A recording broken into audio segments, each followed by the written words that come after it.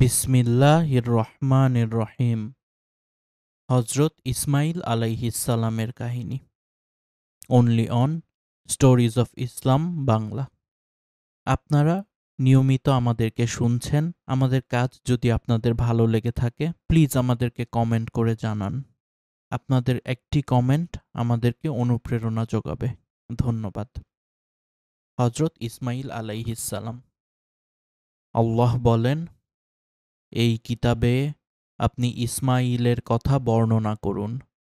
তিনি ছিলেন ওয়াদা রক্ষায় সত্যাশ্রয়ী এবং তিনি ছিলেন রাসূল ও নবী। তিনি তার পরিবারবর্গকে সালাত ও জাকাত আদায়ের নির্দেশ দিতেন এবং তিনি স্বীয় পালনকর্তার নিকট পছন্দনীয় ছিলেন। সূরা মারিয়াম আয়াত 54-55। হজরত ইসমাইল আলাইহিসসালাম ছিলেন পিতা ইব্রাহিম আলাইহিসসালামের জ্যেষ্ঠ পুত্র এবং মা হাজেরার গর্ভজাত একমাত্র সন্তান। ওই সময়ে ইব্রাহিমের বয়স ছিল ৮৬ বছর। শিশু বয়সে তাকে ও তার মাকে পিতা ইব্রাহিম আলাইহিসসালাম আল্লাহর নির্দেশে মক্কার বিজন ভূমিতে রেখে আসেন। সেখানে ইব্রাহিমের দোয়ার বরকতে আল্লাহর বিশেষ অনুগ্রহে জমজম কূপের সৃষ্টি হয়। অতঃপর ইয়ামেনের ব্যবসায়ী কাফেলা বনু জুরহুম গোত্র কর্তৃক মা হাজেরার আবেদনক্রমে সেখানে আবাদি শুরু হয়। ১৪ বছর বয়সে আল্লাহর হুকুমে মক্কার অনতি দূরে মিনা প্রান্তরে সংঘটিত হয় বিশ্ব ইতিহাসের বিস্ময়কর ত্যাগ ও কোরবানির ঘটনা। পিতা ইব্রাহিম কর্তৃক পুত্র ইসমাইলকে স্বহস্তে কুরবানির উক্ত ঘটনায় শতবর্ষীয় পিতা ইব্রাহিমের ভূমিকা যাই থাকুক না কেন, ১৪ বছরের তরুণ ইসমাইলের ঈমান ও আত্মত্যাগের একমাত্র নমুনা ছিলেন তিনি নিজেই।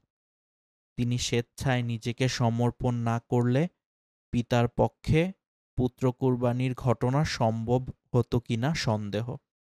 তাই ওই সময় নবী না হলেও নবীপুত্র ইসমাইলের আল্লাহ ভক্তি ও দৃঢ় ঈমানের পরিচয় ফুটে উঠেছিল তার কথায় ও কর্মে। এরপর পিতার সহযোগী হিসেবে তিনি কাবা গৃহ নির্মাণে শরিক হন ও কাবা নির্মাণ শেষে পিতা পুত্র মিলে যে প্রার্থনা করেন, আল্লাহ পাক তা নিজ জবানিতে পবিত্র কোরআনে বর্ণনা করে বিশ্ববাসীকে জানিয়ে দিয়েছেন। সূরা বাকারা আয়াত ১২৭-১২৯। এভাবে ইসমাইল স্বীয় পিতার ন্যায় বিশ্বের তাবৎ মুমিন হৃদয়ে স্থায়ী আসন লাভ করেছেন। আল্লাহ তার প্রশংসায় সূরা মারিয়াম ৫৪ আয়াতে বলেন, তিনি ছিলেন ওয়াদা রক্ষায় সত্যাশ্রয়ী, যা তিনি জবের পূর্বে পিতাকে আশ্বস্ত করে বলেছিলেন, হে পিতা, আপনাকে যা আদেশ করা হয়েছে তা কার্যকর করুন। আল্লাহ চাহেন তো আপনি আমাকে সবরকারীদের অন্তর্ভুক্ত পাবেন। সূরা সাফফাত আয়াত ১০২। অতঃপর কাবা নির্মাণকালে পিতা পুত্রের দোয়ার বরকতে প্রথমত কাবা গৃহে যেমন হাজার হাজার বছর ধরে চলছে তাওয়াফ ও সালাত এবং হজ ও উমরার ইবাদত, তেমনি চলছে ঈমানদার মানুষের ঢল। দ্বিতীয়ত, সেখানে সারা পৃথিবী থেকে সর্বদা আমদানি হচ্ছে ফল-ফলাদির বিপুল সম্ভার। তাদের দোয়ার তৃতীয় অংশ মক্কার জনপদে নবী প্রেরণের বিষয়টি বাস্তবায়িত হয় তাদের মৃত্যুর প্রায় ২৫০০ বছর পরে, ইসমাইলের বংশে শেষ নবী হজরত মুহাম্মদ সাল্লাল্লাহু আলাইহি ওয়াসাল্লামের আবির্ভাবের মাধ্যমে। ইসমাইল আলাইহিসসালাম মক্কায় আবাদকারী ইয়ামেনের বনু জুরহুম গোত্রে বিবাহ করেন। তাদেরই একটি শাখা গোত্র কুরাইশ বংশ কাবা গৃহ তত্ত্বাবধানের মর্যাদাপূর্ণ দায়িত্বে নিয়োজিত হয়। এই মহান বংশেই শেষ নবীর আগমন ঘটে। উল্লেখ্য যে হজরত ইসমাইল আলাইহিসসালাম সম্পর্কে পবিত্র কোরআনের ৯টি সূরায় ২৫টি আয়াতে বর্ণিত হয়েছে। পিতার প্রতি শ্রদ্ধাবোধের বর্ণনা। পিতার প্রতি শ্রদ্ধাবোধের দৃষ্টান্ত। তিনি পিতার প্রতি কেমন শ্রদ্ধাশীল ও অনুগত ছিলেন তা নিম্নোক্ত ঘটনা দ্বারা বোঝা যায়। হাজেরার মৃত্যুর পর ইব্রাহিম আলাইহিসসালাম যখন ইসমাইলকে দেখতে যান, তখন তার স্ত্রীকে কুশলাদি জিজ্ঞেস করলে তিনি বলেন, আমরা খুব অভাবে ও কষ্টের মধ্যে আছি। জবাবে তিনি বলেন, তোমার স্বামী এলে তাকে আমার সালাম দিয়ে বলো যে তিনি যেন দরজার চৌকাঠ পাল্টে ফেলেন। পরে ইসমাইল বাড়ি ফিরলে ঘটনা শুনে বলেন, উনি আমার আব্বা এবং তিনি তোমাকে তালাক দিতে বলেছেন। ফলে ইসমাইল স্ত্রীকে তালাক দেন ও অন্য স্ত্রী গ্রহণ করেন।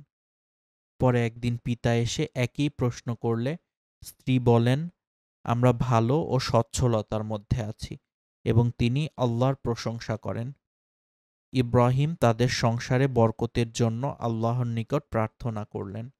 অতঃপর তাকে বলেন, তোমার স্বামী ফিরলে তাকে বলো যেন দরজার চৌকাঠ ঠিক রাখেন ও মজবুত করেন। ইসমাইল ফিরে এলে ঘটনা শুনে তার ব্যাখ্যা দেন ও বলেন, উনি আমার পিতা, তোমাকে স্ত্রীত্বে বহাল রাখার নির্দেশ দিয়ে গেছেন। এই ঘটনার কিছুদিন পর ইব্রাহিম পুনরায় আসেন। অতঃপর পিতা পুত্র মিলে কাবা গৃহ নির্মাণ করেন। প্রথম বিশুদ্ধ আরবি ভাষী। ইসমাইল সম্পর্কে রাসূলুল্লাহ সাল্লাল্লাহু আলাইহি ওয়াসাল্লাম বলেন, সর্বপ্রথম স্পষ্ট আরবি ভাষা ব্যক্ত করেন ইসমাইল, যখন তিনি ছিলেন মাত্র 14 বছর বয়সের তরুণ। এখানে স্পষ্ট আরবি অর্থ বিশুদ্ধ আরবি ভাষা। এটাই ছিল কুরাইশি ভাষা, যে ভাষায় পরে কোরআন নাজিল হয়। এর দ্বারা প্রমাণিত হয় যে সকল ভাষাই আল্লাহ কর্তৃক ইলহামের মাধ্যমে সৃষ্টি হয়েছে। ইসমাইল ছিলেন বিশুদ্ধ কুরাইশি আরবি ভাষার প্রথম ইলহামপ্রাপ্ত মনীষী। এটি ইসমাইলের জন্য একটি গৌরবময় বৈশিষ্ট্য। এজন্য তিনি ছিলেন আবুল আরব বা আরবদের পিতা। অন্যান্য নবীগণের ন্যায় যদি ইসমাইল 40 বছর বয়সে নবুয়াত পেয়ে থাকেন, তাহলে বলা চলে যে ইসমাইলের নবুয়তি মিশন আমৃত্যু মক্কা কেন্দ্রিক ছিল। তিনি বনু জুরহম গোত্রে তাওহীদের দাওয়াত দেন। ইসরাইলি বর্ণনানুসারে তিনি 137 বছর বয়সে মৃত্যুবরণ করেন ও মা হাজেরার পাশে কবরস্থ হন। কাবা চত্বরে রুকনে ইয়ামিনীর মধ্যে তার কবর হয়েছিল বলে জনশ্রুতি আছে। তবে মক্কাতেই যে তার মৃত্যু হয়েছিল এটা নিশ্চিতভাবে ধারণা করা যায়। ইসমাইলের বড় মহত্ব এই যে তিনি ছিলেন জবিহুল্লাহ, অর্থাৎ আল্লাহর রাহে স্বেচ্ছায় জীবন উৎসর্গকারী, এবং তিনি হলেন শেষ নবী মুহাম্মদ সাল্লাল্লাহু আলাইহি ওয়াসাল্লামের মহান পূর্বপুরুষ। আল্লাহ তার উপরে শান্তি বর্ষণ করুক। তার সম্পর্কে ইব্রাহিমের জীবনীতে আলোচিত হয়েছে। জবিহুল্লাহ কে? উক্ত বিষয়ে মূলত কোনো মতভেদ নেই, কেননা মুসলিম ও আহলে কিতাব প্রায় সকল বিদ্বান এ বিষয়ে একমত যে তিনি ছিলেন হজরত ইসমাইল আলাইহিসসালাম, কেননা তিনি ইব্রাহিমের প্রথম পুত্র এবং হাজেরার গর্ভে জন্ম। তিনি মক্কাতেই বড় হন, সেখানেই বসবাস করেন এবং সেখানেই মৃত্যুবরণ করেন। কুরবানির মহান ঘটনা মক্কাতেই ঘটে। তিনি কখনোই কেনআনে আসেননি। পিতা ইব্রাহিম তাকে নিয়ে মক্কায় কাবা গৃহ নির্মাণ করেন। পক্ষান্তরে ইসহাকের জন্ম হয় কেনআনে, বিবি সারার গর্ভে ইসমাইলের প্রায় 14 বছর পরে।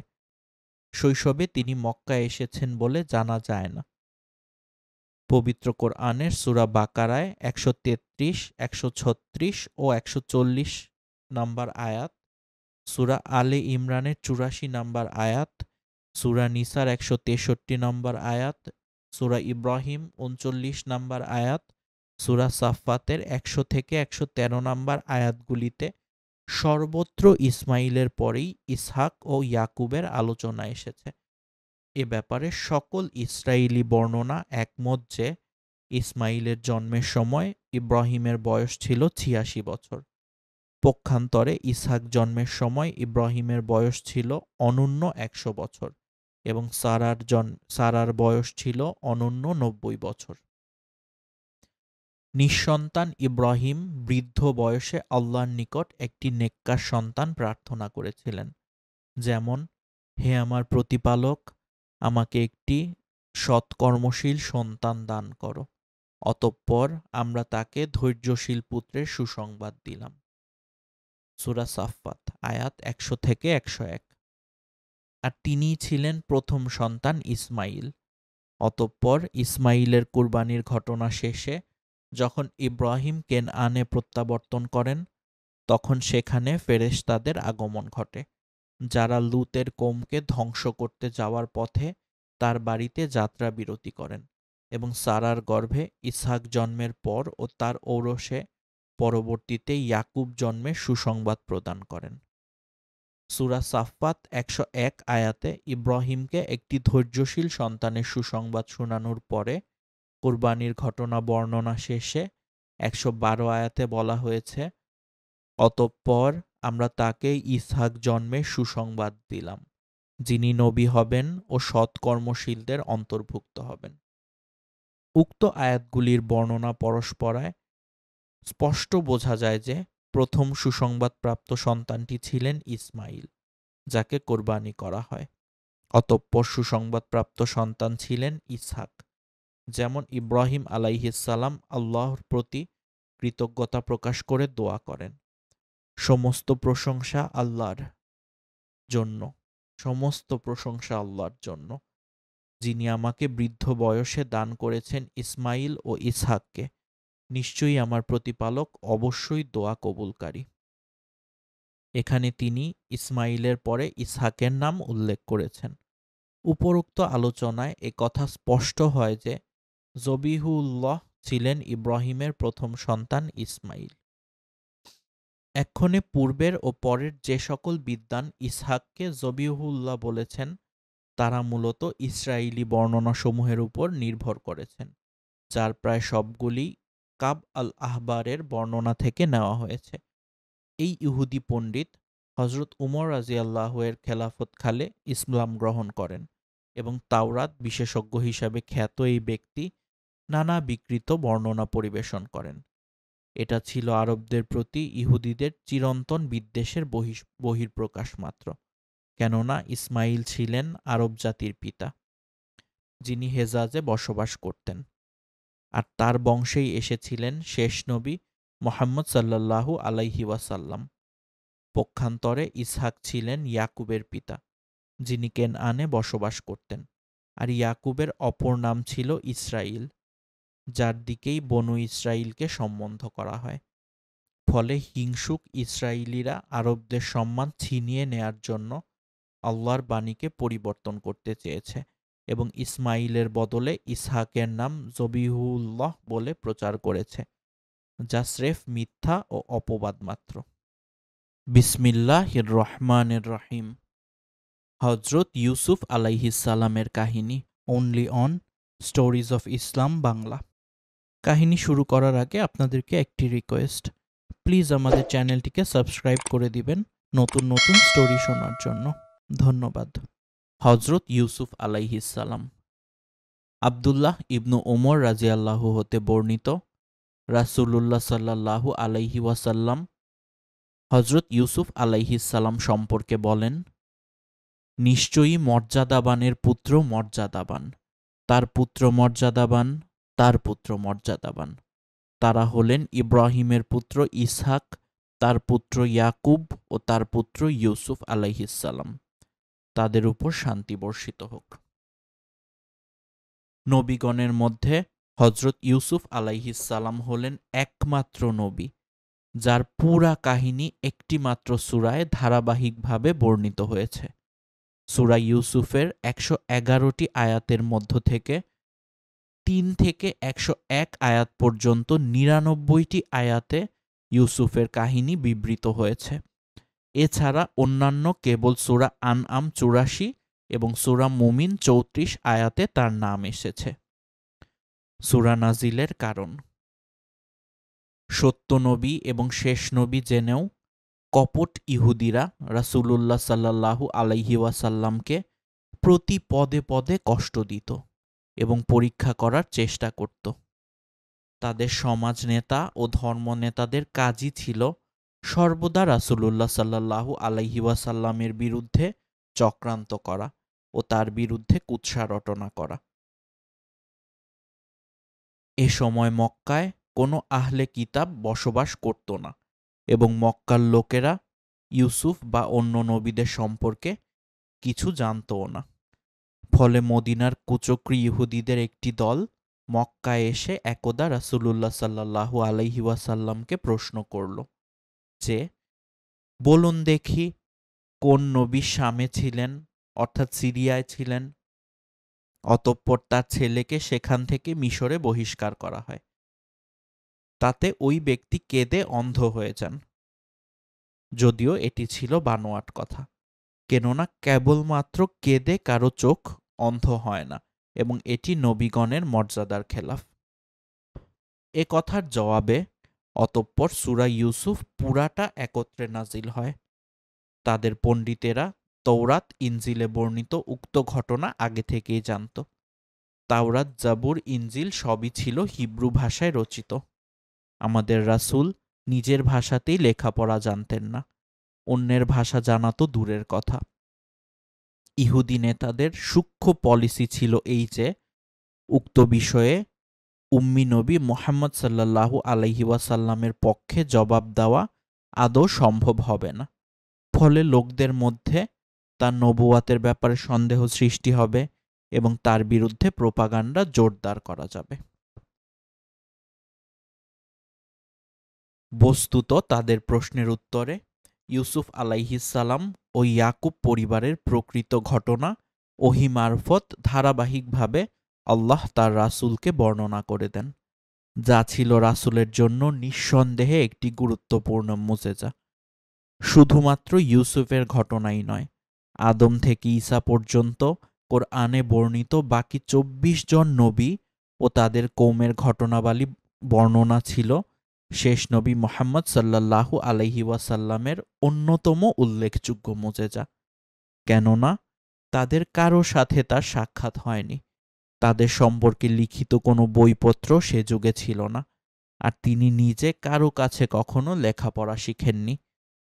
অথচ বিশ্ব ইতিহাসের বিভিন্ন পর্যায়ে বিভিন্ন সময়ে ঘটে যাওয়া বিগত যুগের শিক্ষণীয় ঘটনাবলী তিনি অত্যন্ত সুন্দরভাবে উম্মতকে শুনিয়ে গেছেন কোরআনের মাধ্যমে। এগুলোই তার নবুয়তের অন্যতম প্রধান দলিল ছিল। এরপরেও খাস করে ইউসুফ আলাইহিসসালাম ও তার পিতা ইয়াকুব আলাইহিসসালামের পরিবারের ঘটনাবলী ছিল বিগত ইতিহাসের এক অনন্য সাধারণ ঘটনা, যার প্রয়োজনীয় অংশগুলি গুছিয়ে একত্রিতভাবে উপস্থাপন করাই হল সূরা ইউসুফের অতুলনীয় বৈশিষ্ট্য। সুন্দরতম কাহিনী। অন্যান্য নবীদের কাহিনী কোরআনের বিভিন্ন স্থানে প্রয়োজন অনুসারে বিক্ষিপ্তভাবে বর্ণিত হয়েছে, কিন্তু ইউসুফ নবীর ঘটনাবলী একত্রে সাজিয়ে একটি সূরাতে সুন্দরভাবে বর্ণিত হয়েছে। সম্ভবত সে কারণে এটিকে সুন্দরতম কাহিনী বলা হয়েছে। দ্বিতীয়ত, এর মধ্যে যেসব ঘটনা বর্ণিত হয়েছে তা যেমনই অলৌকিক তেমনই চমকপ্রদ ও শিক্ষণীয়। তৃতীয়ত, অন্যান্য নবীদের কাহিনীতে প্রধানত উম্মতের অবাধ্যতা ও পরিণামে তাদের উপর আপতিত গজবের কাহিনী এবং অন্যান্য উপদেশ ও হিকমতসমূহ প্রাধান্য পেয়েছে। কিন্তু ইউসুফ আলাইহিসসালামের কাহিনীতে রয়েছে দুনিয়ার তিক্ত বাস্তবতা এবং আল্লাহর উপরে অকুণ্ঠ নির্ভরতার সমন্বয়ে সৃষ্ট এক অতুলনীয় ও অভাবনীয় এক ট্র্যাজিক জীবননাট্য, যা পাঠ করলে যে কোনো বোদ্ধা পাঠকের জীবনে সৃষ্টি হবে সর্বাবস্থায় আল্লাহর উপরে ভরসা ও তার নিকটে আত্মসমর্পণের এক অনুপম উদ্দীপনা। আরবি ভাষায় কেন? আল্লাহ বলেন, আমরা একে আরবি কোরআন হিসেবে নাজিল করেছি যাতে তোমরা বুঝতে পারো। এর অন্যতম কারণ ছিল এই যে, ইউসুফ আলাইহিসসালামের কাহিনী যারা জানতে চেয়েছিল তারা ছিল আরবীয় ইহুদি এবং মক্কার কোরাইশ নেতৃবৃন্দ। তাই তাদের বোধগম্য হিসেবে আরবি ভাষায় উক্ত কাহিনী বর্ণনা করা হয়েছে এবং আরবিতেই সমগ্র কোরআন নাজিল করা হয়েছে। এতে একদিকে যেমন ভাষাগর্বী আরবরা কোরআনের অপূর্ব ভাষাশৈলীর কাছে হার মেনেছে, অন্যদিকে তেমনি কিতাবধারী ইহুদি নাসারা পণ্ডিতেরা কোরআনের বিষয়বস্তু ও বক্তব্যসমূহের সত্যতা ও সারবত্তা উপলব্ধি করে নিশ্চুপ হয়েছে।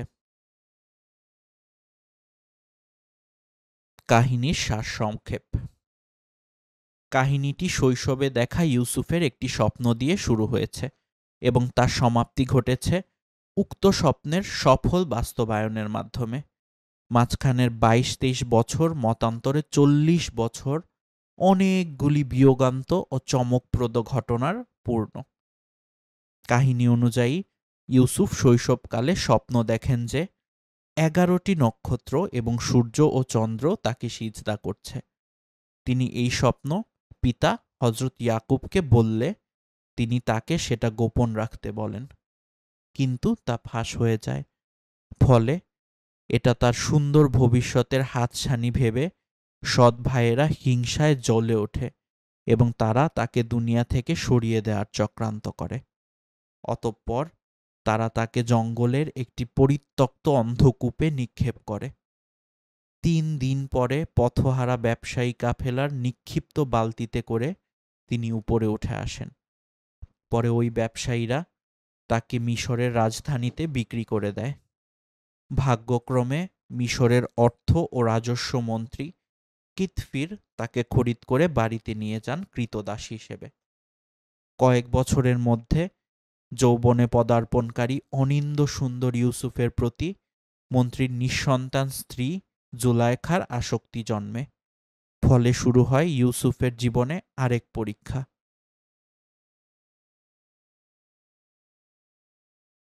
একদিন জুলাইখা ইউসুফকে তার ঘরে ডেকে নিয়ে কুপ্রস্তাব দেয়। তাতে ইউসুফ সম্মত না হয়ে বেরিয়ে আসতে চাইলে পিছন থেকে জুলাইখা তার জামা টেনে ধরলে তা ছিঁড়ে যায়। দরজা খুলে বেরিয়ে আসতেই দুজনে ধরা পড়ে যায় বাড়ির মালিক কিতফিরের কাছে। পরে জুলাইখার সাজানো কথা মতে নির্দোষ ইউসুফের জেল হয়। জুলাইখা ছিলেন মিশররাজ রাইয়ান ইবনু ওলিদের ভাগিনেই। অনূন্য ৭ বছর জেল খাটার পর বাদশার এক স্বপ্নের ব্যাখ্যা দানের পুরস্কার স্বরূপ তার মুক্তি হয়। পরে তিনি বাদশার অর্থ ও রাজস্ব মন্ত্রী নিযুক্ত হন এবং বাদশার আনুকূল্যে তিনিই হন সমগ্র মিশরের একচ্ছত্র শাসক। ইতিমধ্যে কিতফিরের মৃত্যু হলে বাদশার উদ্যোগে বিধবা জুলাইখার সাথে তার বিবাহ হয়। বাদশার দেখা স্বপ্ন মোতাবেক মিশরে প্রথম ৭ বছর ভালো ফসল হয় এবং পরের ৭ বছর ব্যাপক দুর্ভিক্ষ দেখা দেয়। দুর্ভিক্ষের সময় সুদূর কেনআন থেকে তার বিমাতা ১০ ভাই তার নিকটে খাদ্য সাহায্য নিতে এলে তিনি তাদের চিনতে পারেন, কিন্তু নিজ পরিচয় গোপন রাখেন। পরে তার সহোদর একমাত্র ছোট ভাই বেনিয়ামিনকে আনা হলে তিনি তাদের সামনে নিজের পরিচয় দেন এবং নিজের ব্যবহৃত জামাটি ভাইদের মাধ্যমে পিতার নিকটে পাঠিয়ে দেন। বার্ধক্যতাড়িত অন্ধ পিতা ইয়াকুবের মুখের উপরে উক্ত জামা রেখে দেওয়ার সাথে সাথে তার ২ চোখ খুলে যায়। অতঃপর ইউসুফের আবেদনক্রমে তিনি সপরিবারে মিশর চলে আসেন। ইউসুফ তার ভাইদের ক্ষমা করে দেন। অতঃপর ১১ ভাই ও বাপ-মা তার প্রতি সম্মানের সিজদা করেন। এভাবেই শৈশবে দেখা ইউসুফের স্বপ্ন সার্থক রূপ পায়। অবশ্য ইসলামী শরিয়াতে কারো প্রতি সম্মানের সিজদা নিষিদ্ধ। সংক্ষেপে এটাই হলো ইউসুফ আলাইহিসসালাম ও ইয়াকুব পরিবারের ফিলিস্তিন হতে মিশরে হিজরতের কারণ ও প্রেক্ষাপট, যে বিষয়ে ইহুদিরা রাসূলুল্লাহ সাল্লাল্লাহু আলাইহি ওয়াসাল্লামকে প্রশ্ন করেছিল মূলত তাকে ঠকাবার জন্য। সূরাটি মক্কায় নাজিল হওয়ার কারণ। মক্কায় কোনো ইহুদি নাসারা বাস করত না। ইউসুফ ও ইয়াকুব পরিবারের ঘটনা মক্কায় প্রসিদ্ধ ছিল না এবং মক্কার কেউ এ বিষয়ে অবগত ছিল না। তাহলে সূরা ইউসুফ কেন মক্কায় নাজিল হলো?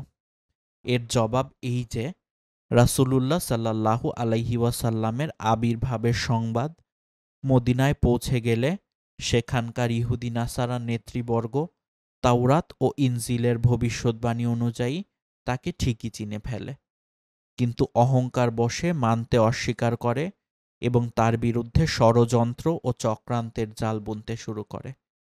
সে মোতাবেক শেষ নবী সাল্লাল্লাহু আলাইহি ওয়াসাল্লাম যাতে মদিনায় হিজরত করতে না পারেন এবং মক্কাতেই তাকে শেষ করে ফেলা হয়, সেই কপট উদ্দেশ্য নিয়ে তাদের একদল ধুরন্ধর লোক মক্কায় প্রেরিত হয়। তারা এসে অস্পষ্ট ভঙ্গিতে প্রশ্ন করতে লাগল যে, বলুন, কোন নবীর এক পুত্রকে শাম হতে মিশরে স্থানান্তরিত করা হয়, কোন নবী সন্তানের বিরহ বেদনায় কেঁদে কেঁদে অন্ধ হয়ে যান ইত্যাদি। জিজ্ঞাসার জন্য এ ঘটনাটি বাছাই করার অন্যতম কারণ ছিল এই যে এ ঘটনাটি মক্কায় ছিল অপরিচিত এবং একটি সম্পূর্ণ নতুন বিষয়। অতএব মক্কার লোকেরাই যে বিষয়ে জানে না সে বিষয়ে উম্মি নবী মুহাম্মদ সাল্লাল্লাহু আলাইহি ওয়াসাল্লামের জানার প্রশ্নই ওঠে না। ফলে নিশ্চয়ই তিনি বলতে পারবেন না এবং অবশ্যই তিনি অপদস্থ হবেন। তখন মক্কার কাফেরদের কাছে এ কথা রটিয়ে দেওয়া সম্ভব হবে যে মুহাম্মদ কোনো নবী নন, তিনি একজন ভণ্ড ও মতলববাজ লোক। বাপদাদার ধর্মের বিরোধিতা করার কারণে তখন লোকেরা তাকে হয়তো পিটিয়ে মেরে ফেলবে। যাই হোক, ইহুদিদের এ কুটচাল ও কপট উদ্দেশ্য সফল হয়নি। তাদের প্রশ্নের পরিপ্রেক্ষিতে সূরা ইউসুফ নাজিল হয় এবং তাতে ইউসুফ ও ইয়াকুব পরিবারের ঘটনাবলী এমন নিখুঁতভাবে পরিবেশিত হয় যা তাওরাত ও ইনজিলেও ছিল না। বস্তুত এটি ছিল শেষ নবী সাল্লাল্লাহু আলাইহি ওয়াসাল্লামের একটি প্রকাশ্য মুজেজা। ইউসুফ আলাইহিসসালামের কাহিনী। ইউসুফ আলাইহিসসালামের পিতা ছিলেন ইয়াকুব ইবনে ইসহাক ইবনে ইব্রাহিম আলাইহিসসালাম। তারা সবাই কেনআন বা ফিলিস্তিনের হেব্রন এলাকার বাসিন্দা ছিলেন। ইয়াকুব আলাইহিসসালামের দ্বিতীয়া স্ত্রীর গর্ভে জন্মগ্রহণ করেন ইউসুফ ও বেনিয়ামিন। শেষোক্ত সন্তান জন্মের পরপরই তার মা মৃত্যুবরণ করেন। পরে ইয়াকুব আলাইহিসসালাম তার স্ত্রীর অপর এক বোন লায়লাকে বিবাহ করেন। ইউসুফের সাথে মিশরে পুনর্মিলনের সময় ইনি মা হিসাবে সেখানে পিতার সাথে উপস্থিত ছিলেন।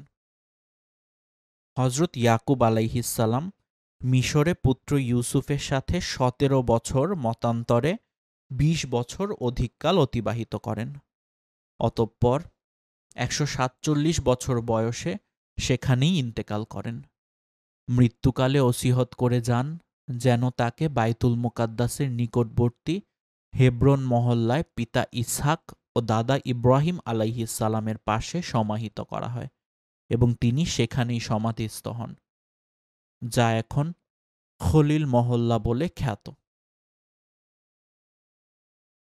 হযরত ইউসুফ আলাইহিসসালাম 110 বছর বয়সে মিশরে ইন্তেকাল করেন এবং তিনিও হেব্রনের একই স্থানে সমাধিস্থ হওয়ার জন্য সন্তানদের নিকটে ওসিয়ত করে যান।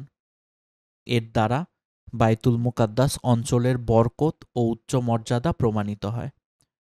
হযরত ইয়াকুবের বংশধরগণ সকলে বনু ইসরাইল নামে খ্যাত হয়। তার 12 পুত্রের মধ্যে মাত্র ইউসুফ নবী হয়েছিলেন। তার রূপ লাবণ্য ছিল অতুলনীয়। রাসূলুল্লাহ সাল্লাল্লাহু আলাইহি ওয়াসাল্লাম বলেন, আমি মিরাজ রজনীতে ইউসুফ আলাইহিসসালামের সাথে সাক্ষাৎ হলে দেখলাম যে আল্লাহ তাকে সমগ্র বিশ্বের রূপ সৌন্দর্যের অর্ধেক দান করেছেন। উল্লেখ্য যে সাহাবী বারা ইবনে আজেব রাদিয়াল্লাহু রাসূলুল্লাহ সাল্লাল্লাহু আলাইহি ওয়াসাল্লামের চেহারাকে পূর্ণচন্দ্রের সাথে তুলনা করেছেন, যেদিকে ইঙ্গিত করেই ফার্সি কবি গেয়েছেন, ইউসুফের সৌন্দর্য, ঈসার ফুক ও মুসার দীপ্ত হস্ততালু সবকিছুই যে হে নবী তোমার মাঝেই একীভূত। জুলাইখা রাদিয়াল্লাহুর গর্ভে ইউসুফ আলাইহিসসালামের 2টি পুত্র সন্তান হয়। তাদের নাম ছিল ইফরাইম ও মানশা। ইফরাইমের একটি পুত্র ও একটি কন্যা সন্তান হয়। পুত্র ছিলেন নুন, যার পুত্র ইউশা নবী হন, এবং কন্যা ছিলেন লাইয়া অথবা রাহমা, যিনি আইয়ুব আলাইহিসসালামের স্ত্রী ছিলেন। উল্লেখ্য যে বিগত নবীদের বংশতালিকার অধিকাংশ নিশ্চিতভাবে প্রমাণিত হয়। আল্লাহ সর্বাধিক অবগত। মিশরে ইউসুফের সময়কাল। মুহাম্মদ ইবনু ইসহাক বলেন, ওই সময় মিশরের সম্রাট ছিলেন আমালেকা জাতির জনৈক রাইয়ান ইবনে ওয়ালিদ। তিনি পরবর্তীকালে ইউসুফের কাছে মুসলমান হন এবং ইউসুফকে মিশরের সর্বময় ক্ষমতায় বসিয়ে বলেন, আমি আপনার চাইতে বড় নই, সিংহাসন ব্যতীত। এ সময় ইউসুফের বয়স ছিল মাত্র ৩০ বছর। পক্ষান্তরে তারিখুল আম্বিয়ার লেখক বলেন, ইউসুফ আলাইহিসসালামের কাহিনীতে মিশরে যুগ যুগ ধরে রাজত্বকারী ফেরাউন রাজাদের কোনো উল্লেখ না থাকায় অনেকে প্রমাণ করেন যে ওই সময় হাকসুস রাজারা ফেরাউনদের হটিয়ে মিশর দখল করেন এবং ২০০ বছর যাবৎ তারা সেখানে রাজত্ব করেন, যা ছিল ঈসা আলাইহিসসালামের আবির্ভাবের প্রায় ২০০০ বছর পূর্বের ঘটনা। উল্লেখ্য যে ইউসুফ আলাইহিসসালামের সময়কাল ছিল ঈসা আলাইহিসসালামের অনন্য ১৮০০ বছর পূর্বেকার। তবে সুলাইমান মানসুরপুরি বলেন আনুমানিক ১৬৮৬ বছর পূর্বের। হতে পারে কেউ ইউসুফের সময়কালের শুরু থেকে এবং কেউ তার মৃত্যু থেকে হিসাব করেছেন, তবে তার সময় থেকেই বনু ইসরাইলগণ মিশরে বসবাস শুরু করে। শৈশবে ইউসুফের লালন পালন ও চুরির ঘটনা। হাফেজ ইবনু কাসির বর্ণনা করেন যে ইউসুফ আলাইহিসসালামের জন্মের কিছুকাল পরেই বেনিয়ামিন জন্মগ্রহণ করেন। বেনিয়ামিন জন্মের পরপরই তাদের মায়ের মৃত্যু ঘটে। তখন মাতৃহীন ২ শিশুর লালন পালনের ভার তাদের ফুফুর উপরে অর্পিত হয়। আল্লাহ তাআলা ইউসুফকে এত বেশি রূপ লাবণ্য এবং মায়াশীল ব্যবহার দান করেছিলেন যে যেই তাকে দেখত সেই তার প্রতি আকৃষ্ট হয়ে পড়ত। ফুফু তাকে অত্যন্ত স্নেহ করতেন, একদণ্ড চোখের আড়াল হতে দিতেন না। এদিকে বিপত্নিক ইয়াকুব আলাইহিসসালাম মাতৃহীনা ২ শিশু পুত্রের প্রতি স্বাভাবিকভাবেই অধিকতর দুর্বল এবং সর্বদা ব্যাকুল থাকতেন। ইতিমধ্যে ইউসুফ একটু বড় হলে এবং হাঁটাচলা করার মতো বয়স হলে পিতা ইয়াকুব আলাইহিসসালাম তাকে ফুফুর নিকট থেকে আনতে চাইলেন, কিন্তু ফুফু তাকে ছাড়তে নারাজ। ওদিকে পিতাও তাকে নিয়ে আসতে সংকল্পবদ্ধ।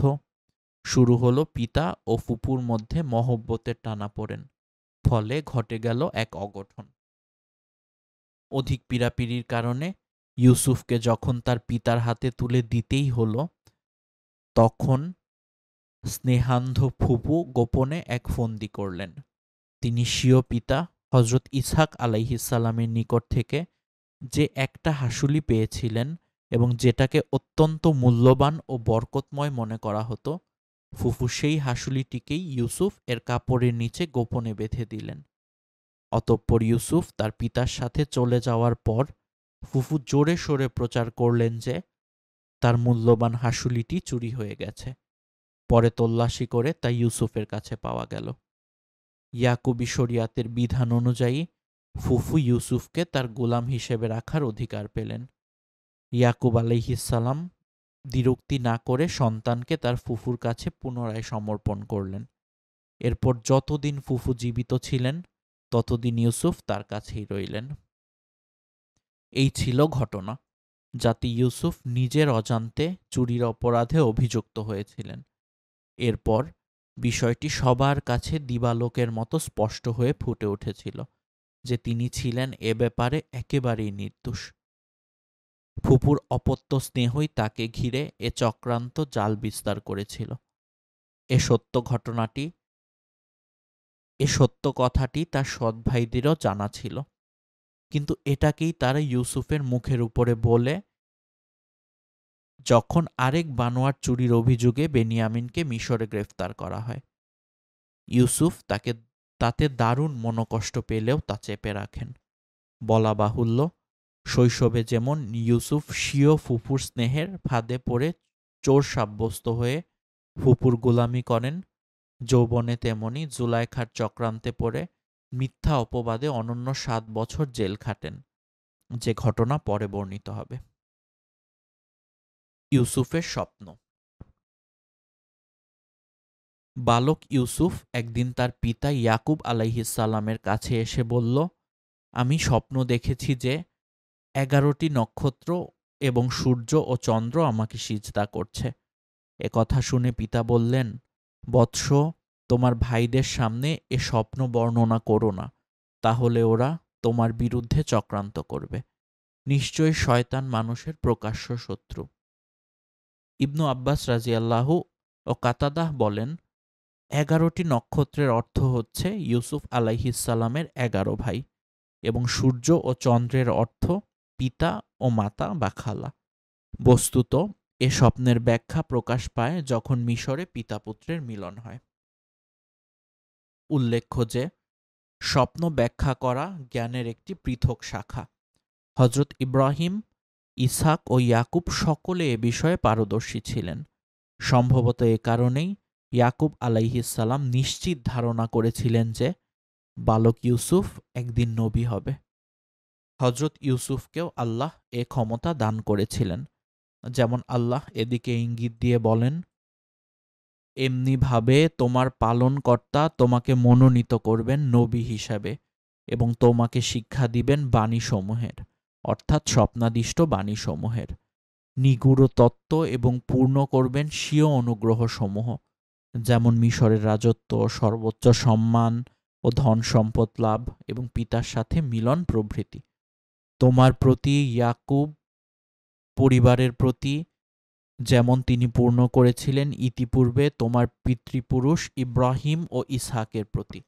নিশ্চয়ই তোমার পালনকর্তা সর্বজ্ঞ ও প্রজ্ঞাময়। উপরোক্ত ৫ ও ৬ আয়াতে নিম্নোক্ত বিষয়গুলি ফুটে ওঠে। যেমন ইয়াকুব আলাইহিসসালাম ইউসুফের দেখা স্বপ্নকে একটি সত্য স্বপ্ন হিসেবে গণ্য করেছিলেন এবং এটাও উপলব্ধি করেছিলেন যে ইউসুফ এর জীবনে একটি সুন্দর ভবিষ্যৎ অপেক্ষা করছে। সেজন্য তার জীবনে আসতে পারে কঠিন পরীক্ষাসমূহ। ভালো স্বপ্নের কথা এমন লোকের কাছে বলা উচিত নয় যারা তার হিতাকাঙ্ক্ষী নয়। সেজন্যই ইয়াকুব আলাইহিসসালাম বালক ইউসুফকে তার স্বপ্ন বৃত্তান্ত তার সৎ ভাইদের কাছে বলতে নিষেধ করেছিলেন। ইউসুফকে আল্লাহ ৩টি নেকমত দানের সুসংবাদ দেন। আল্লাহ তাকে মনোনীত করেছেন নবী হিসেবে এবং তাকে স্বপ্ন বৃত্তান্ত ব্যাখ্যা করার যোগ্যতা দান করবেন এবং তার প্রতি স্বীয় নেকমতসমূহ পূর্ণ করবেন। বলা বাহুল্য, এগুলির প্রতিটিই পরবর্তীতে বাস্তবায়িত হয়েছে অত্যন্ত সুন্দরভাবে, যা আমরা পরবর্তী কাহিনীতে অবলোকন করব। এক্ষণে ইউসুফকে উপরোক্ত ৬ আয়াতে বর্ণিত ওহী আল্লাহ কখন নাজিল করেছিলেন সে বিষয়ে স্পষ্টভাবে কিছু জানা যায় না। তবে ১৫ আয়াতের মর্মে বোঝা যায় যে তাকে কূপে নিক্ষেপ করার আগেই উপরোক্ত ওহীর মাধ্যমে তাকে সান্ত্বনা দেওয়া হয়। এটি নবুয়তের ওহী-এ কালাম ছিল না, বরং এটি ছিল মুসার মায়ের কাছে ওহী করার ন্যায় ওহী-এ ইলহাম, কেননা নবুয়তের ওহী সাধারণত ৪০ বছর বয়সে হয়ে থাকে। ভাইদের হিংসার শিকার হলেন। এটা একটা স্বভাবগত রীতি যে বিমাতা ভাইয়েরা সাধারণত পরস্পরের বিদ্বেষী হয়ে থাকে। সম্ভবত এই বিদ্বেষ যাতে মাথাচাড়া না দেয় সে কারণে ইয়াকুব আলাইহিসসালাম একই শ্বশুরের পরপর ৩ মেয়েকে বিয়ে করেছিলেন। এরপরেও শ্বশুর ছিলেন আপন মামু। পরস্পরের রক্ত সম্পর্কীয় এবং ঘনিষ্ঠ নিকটাত্মীয় হওয়া সত্ত্বেও এবং নবী পরিবারের সার্বক্ষণিক দ্বীনী পরিবেশ ও নৈতিক প্রশিক্ষণ থাকা সত্ত্বেও বৈমাত্রেয় হিংসার কবল থেকে ইয়াকুব আলাইহিসসালামের দ্বিতীয় পক্ষের সন্তানেরা রক্ষা পায়নি। তাই বলা চলে যে ইউসুফের প্রতি তার সৎ ভাইদের হিংসার প্রথম কারণ ছিল বৈমাত্রেয় বিদ্বেষ। দ্বিতীয় কারণ ছিল সদ্য মাতৃহীন শিশু হওয়ার কারণে তাদের ২ ভাইয়ের প্রতি পিতার স্বভাবগত স্নেহের আধিক্য। তৃতীয় কারণ ছিল ইউসুফের অতুলনীয় রূপলাবণ্য, অনিন্দ সুন্দর দেহসৌষ্ঠব, আকর্ষণীয় ব্যবহার মাধুর্য এবং অন্যান্য সাধারণ চারিত্রিক বৈশিষ্ট্য। চতুর্থ কারণ ছিল ইউসুফের স্বপ্ন বৃত্তান্তের কথা যে কোনোভাবেই হোক তাদের কানে পৌঁছে যাওয়া। বলা চলে যে শেষোক্ত কারণটি তাদের হিংসার আগুনে ঘৃতাহুতি দেয় এবং তাকে দুনিয়ার বুক থেকে সরিয়ে দেওয়ার শয়তানি চক্রান্তে তারা প্ররোচিত হয়।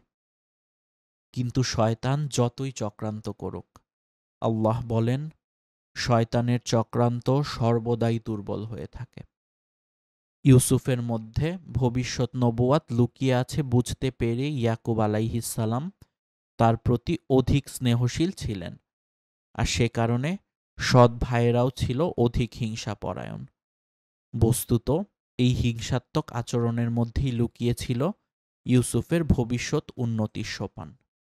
10 জন বিমাতা ভাই মিলে ইউসুফকে হত্যার ষড়যন্ত্র বাস্তবায়নের জন্য তাকে জঙ্গলে নিয়ে যাওয়ার উদ্দেশ্যে প্রতারণার আশ্রয় নিল। তারা একদিন পিতা ইয়াকুব আলাইহিসসালামের কাছে এসে ইউসুফকে সাথে নিয়ে পার্শ্ববর্তী জঙ্গলে আনন্দ ভ্রমণে যাবার প্রস্তাব করল। তারা পিতাকে বলল যে, আপনি তাকে আগামীকাল আমাদের সাথে প্রেরণ করুন। সে আমাদের সঙ্গে যাবে, তৃপ্তিসহ খাবে আর খেলাধুলা করবে, এবং আমরা অবশ্যই তার রক্ষণাবেক্ষণ করব। জবাবে পিতা বললেন, আমার ভয় হয় যে তোমরা তাকে নিয়ে যাবে আর কোনো এক অসতর্ক মুহূর্তে তাকে বাঘে খেয়ে ফেলবে। তারা বলল, আমরা এতগুলো ভাই থাকতে তাকে বাঘে খেয়ে ফেলবে?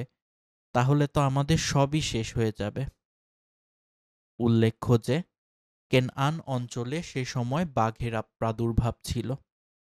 হযরত আবদুল্লাহ ইবনে আব্বাস রাযিয়াল্লাহু প্রমুখাত বর্ণিত হয়েছে যে ইয়াকুব আলাইহিসসালাম পূর্ব রাতে স্বপ্ন দেখেছিলেন যে তিনি পাহাড়ের উপরে আছেন। নিচে পাহাড়ের পাদদেশে ইউসুফ খেলা করছে। হঠাৎ 10টি বাঘ এসে তাকে ঘেরাও করে ফেলে এবং আক্রমণ করতে উদ্যত হয়। কিন্তু তাদের মধ্যকার একটি বাঘ এসে তাকে মুক্ত করে দেয়। অতঃপর ইউসুফ মাটির ভিতরে লুকিয়ে যায়। ইবনু আব্বাস রাযিয়াল্লাহু বলেন যে উক্ত স্বপ্নের ব্যাখ্যা অনুযায়ী ইয়াকুব আলাইহিসসালাম তার 10 পুত্রকেই 10 ব্যাঘ্র গণ্য করেছিলেন, কিন্তু তাদের কাছে রূপকভাবে সেটা পেশ করেন যাতে তারা বুঝতে না পারে। যাই হোক, ছেলেদের পীড়াপিড়িতে অবশেষে তিনি রাজি হলেন, কিন্তু তাদের কাছ থেকে অঙ্গীকার নিলেন যাতে তারা ইউসুফকে কোনরূপ কষ্ট না দেয় এবং তার প্রতি সর্বদা খেয়াল রাখে। অতঃপর তিনি জ্যেষ্ঠ পুত্র ইয়াহুদা বা রুবিলের হাতে ইউসুফকে সোপর্দ করলেন এবং বললেন, তুমি এর খাওয়া দাওয়া ও অন্যান্য সকল ব্যাপারে দেখাশোনা করবে। কিন্তু জঙ্গলে পৌঁছেই শয়তানি চক্রান্ত বাস্তবায়নের জন্য তারা তৎপর হয়ে উঠল। তারা ইউসুফকে হত্যা করার জন্য প্রস্তুত হল। তখন বড় ভাই ইয়াহুদা তাদের বাধা দিল এবং পিতার নিকটে তাদের অঙ্গীকারের কথা স্মরণ করিয়ে দিল। কিন্তু শয়তান তাদেরকে আরো বেশি জেদি করে তুলল। অবশেষে বড় ভাই একা পেরে না উঠে প্রস্তাব করল, বেশ, তবে ওকে হত্যা না করে বরং ওই দূরের একটা পরিত্যক্ত কুয়ায় ফেলে দাও, যাতে কোনো পথিক এসে ওকে উঠিয়ে নিয়ে যায়। তাতে তোমাদের দুটো লাভ হবে। এক, সে পিতার কাছ থেকে দূরে চলে যাবে ও তোমরা তখন পিতার নিকটবর্তী হবে। 2, নিরপরাধ বালককে হত্যা করার পাপ থেকে তোমরা বেঁচে যাবে। ভাইদের এই চক্রান্তের কথা আল্লাহ ব্যক্ত করেছেন নিম্নোক্তভাবে, নিশ্চয়ই ইউসুফ ও তার ভাইদের কাহিনীতে জিজ্ঞাসুদের জন্য রয়েছে নিদর্শনাবলী। যখন তারা বলল, অবশ্যই ইউসুফ ও তার ভাই আমাদের পিতার কাছে আমাদের চাইতে অধিক প্রিয়, অথচ আমরা একটা ঐক্যবদ্ধ শক্তি বিশেষ, নিশ্চয়ই আমাদের পিতা স্পষ্ট ভ্রান্তিতে রয়েছেন। তোমরা ইউসুফকে হত্যা করো অথবা তাকে কোথাও ফেলে আসো, এতে শুধু তোমাদের প্রতি তোমাদের পিতার মনোযোগ নিবিষ্ট হবে এবং এরপর তোমরাই পিতার নিকটে যোগ্য বিবেচিত হয়ে থাকবে। তখন তাদের মধ্যকার একজন অর্থাৎ বড় ভাই বলে উঠল, তোমরা ইউসুফকে হত্যা করো না, বরং ফেলে দাও তাকে অন্ধকূপে, যাতে কোনো পথিক তাকে উঠিয়ে নিয়ে যায়, যদি একান্তই তোমাদের কিছু করতে হয়। সূরা ইউসুফ আয়াত 7 থেকে 10।